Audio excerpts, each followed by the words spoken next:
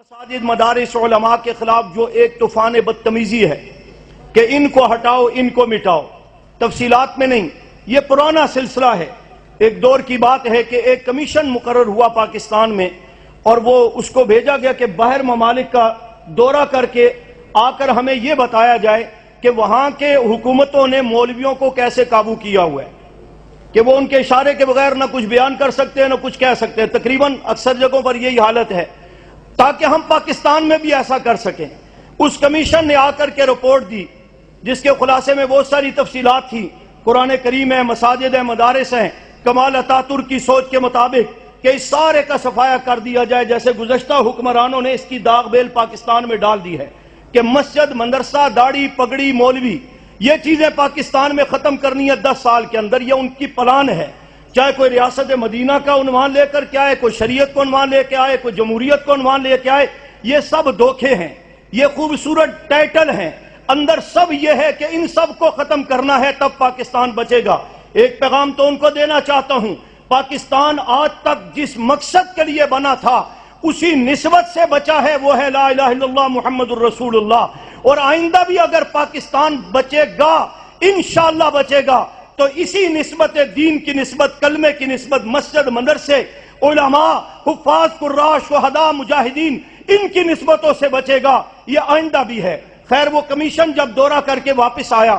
تو اس نے رپورٹ دی کہ جناب ایسے ایسے طریقے ہیں، یہ انداز اپناؤ تو انشاءاللہ یہ سارے قابو ہو جائیں گے۔ انہوں نے کہا یہ تو بڑی اچھی بات ہے، ہم آج سے اس پر عمل شروع کر دیتے ہیں، لیکن اس کمیشن نے ایک رپورٹ دیتے ہوئے ساتھ یہ جملہ بھی کہا کہ ایک اور بات ہم آپ کو بتانا چاہتے ہیں کہ اس طریقے سے یہ سارا کنٹرول تو ہو جائے گا، لیکن اس وقت تک ممکن نہیں جب تک پاکستان کی دھرتی پر اس وقت کے شیخ الحدیث حضرت مولانا یوسف بن نوری رحمت اللہ علیہ، شیخ الحدیث مولانا عبدالحق رحمت اللہ علیہ، فرمایا جب تک ان جیسے علماء موجود ہیں اس وقت تک یہ کام کرنا مشکل ہے۔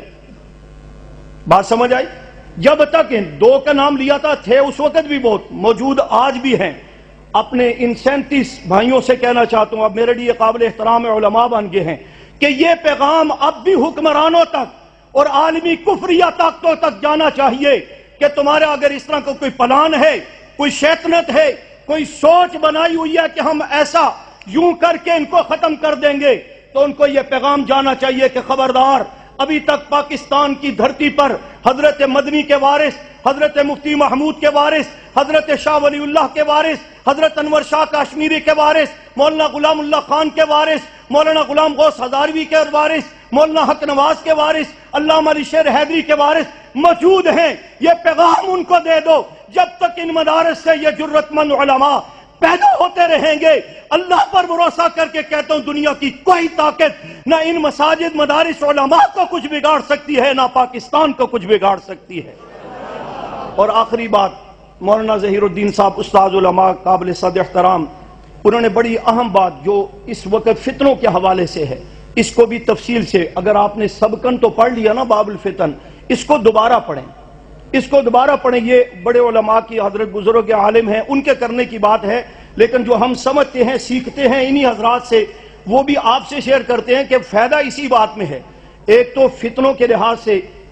انہی ابواب کے اندر یہ حدیث بھی موجود ہے جس کو ہم نے پڑھا تو اساتذہ سے سمجھا، حضرت جنگوی سے، اذا ظہر الفتن او البدع وسبت اصحابی فلیظہر العالم علما الی آخرہ، کہ جب فتنے ظاہر ہوں، صحابہ اکرام پر طعن و تشنیع ہو، تو علماء کی ذمہ داری ہے کہ وہ ان فتنوں کی نشاندہی کر کے لوگوں کا ایمان ان سے بچائے۔ ایک یہ تفصیل۔ دوسری بات جس کی طرف حضرت نے اشارہ کیا، موبائل کا لفظ کہا، شاید ٹائم کی قلت تھی، ورنہ اس پر حضرت پورا خطاب فرماتے تو یقیناً ہماری اصلاح کے لیے یہ اتنا عظیم فتنہ، اس کو بلکہ میں کہتا ہوتا ہوں یہ دجالی فتنہ ہے۔ آپ صلی اللہ علیہ وسلم کی دعا ہے نا، اللہم انی اعوذ بک من فتنۃ النساء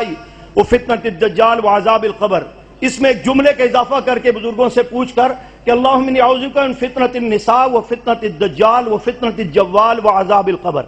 کہ اس جوال کے فتنے سے بھی اللہ سے پناہ مانگو۔ اس کے فوائد کم ہیں، نقصانات زیادہ ہیں۔ ایک افسوس کن جملہ کہہ کے بات ختم کرتا ہوں۔ مدینہ طیبہ میں پچھلا 1 سال رہنے کی سعادت اللہ نے دی۔ حرم شریف کے باہر ہمارے بھی یہ دوست یہ جو آتے ہیں بیٹھ کر، اب سلام بھی لوگ نہیں کرتے، پہلے آ کر تصویر نکالیں گے اور بس شروع ہو جائیں گے کہ جیسے پتہ نہیں کہ پچھلے دنوں میں ایک بزرگ بیٹھے ہوئے وہ اس کے فضائل اور دلائل بیان کرنے لگے کہ ما حل اللہ لک، اور بدنام حضرت مفتی صاحب دامت برکات عالیہ کو کرتے ہیں کہ حضرت مولانا تقی عثمانی صاحب نے اس کی گنجائش دی ہے۔ روزہ مبارک کے باہر بیٹھے ہوئے یہی بحث ہوگی، میں نے ایک دو حضرات کو روکا، میں نے کہا یار نہ کرو، حیا کرو، یہ جگہ دیکھو، اگر کوئی گنجائش ہے، شناختی کارڈ ہے، پاسپورٹ ہے، ایک محدود ہے، اس کا یہ مطلب تو نہیں کہ ہم لے کر اس سے یہ کام شروع کر دیں۔ تو وہ صاحب کہنے لگے جی بڑے علماء آپ بڑے ہیں یا مفتی تقی عثمانی صاحب بڑے ہیں، کہ انہوں نے جب فتویٰ دیا، اگرچہ ان کا فتویٰ یہ تو نہیں ہے، انہوں نے جب کہا گنجائش ہے تو آپ کیوں منع کرتے ہیں؟ میں نے کہا معذرت سے مول صاحب، آپ بھی مفتی ہے، جو مجھ سے بحث کر رہے تھے وہ مفتی تھے، باقاعدہ کراچی کے فاضل تھے۔ انہوں نے کہا کہ وہ بڑے ہیں یا آپ بڑے ہیں؟ میں نے کہا بھی حضرت مفتی تقی عثمانی صاحب دامت برکات عالیہ بڑے ہیں یا روزہ مبارک میں آرام فرما آپ صلی اللہ علیہ وسلم کی ذات گرامی بڑے ہیں؟ صحیح ابن حبان ان اشد الناس عند اللہ عذابا یوم القیامہ المصورون، جب آپ نے فرما دیا تو یہ تعویلات کا کیا مطلب؟ اچھا وہ فی الحال تو رک گیا، جب تھوڑا وقت گزرا، ہم محفل ختم ہوئی، اٹھنے لگے تقریباً آدھے گھنٹے کے بعد، تو آستہ سے کہتے ہیں حضرت ایک لے لوں، یعنی کہ ایک کی پھر بھی گنجائش ہے۔ اگر میرے بھائی یہ بات کوئی غیر عالم کرے، دنیا دار کرے تو پھر بھی سمجھ میں آتی ہے۔ علماء ہو کر اگر ہم جو پڑھ رہے ہیں اسی کی مخالفت ہم نے کرنی ہے تو ان بچاروں کا کیا قصور ہے جو اتنے بزرگوں نے تقریریں کی ہیں، یہ بولتے نہیں اور اوپر والے چپ نہیں ہوتے۔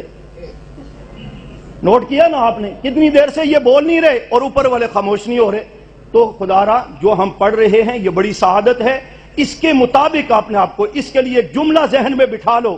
کہ ہم انبیاء کے وارث ہمیں کہا جاتا ہے، نبی علیہ الصلوۃ والسلام کا وارث ہمیں کہا گیا، تو پھر آئندہ جس انداز میں آپ نے چلنا ہے، نہ میری نہ تیری، کار نبوت کو مزاج نبوت کے مطابق، کار نبوت کو مزاج نبوت کے مطابق، حالات کے مطابق نہیں، فلاں کے کہنے کے مطابق نہیں، کار نبوت کو مزاج نبوت کے مطابق لے کر کے چلو۔ یہی ہمارے اکابر کا طرز عمل تھا جس پر بے شمار واقعات موجود ہیں کہ جو اللہ کے رسول، اللہ نے فرما دیا، رسول اللہ صلی اللہ علیہ وسلم نے فرما دیا، بس اس کے مطابق کرنا ہے، دنیا ادھر سے ادھر ہوتی ہے تو ہوتی رہے، اسی میں کامیابی ہے۔ اور بالخصوص جو فطروں کا دور ہے، جو اسباب ہیں فطرے میں مبتلا ہونے کے، اس سے کم از کم ہمیں مذہبی طبقے کو، علماء کو، طلباء کو بچنا چاہیے۔ اللہ میرا اور آپ کا حامی و ناصر ہو۔ وما علینا الا البلاغ۔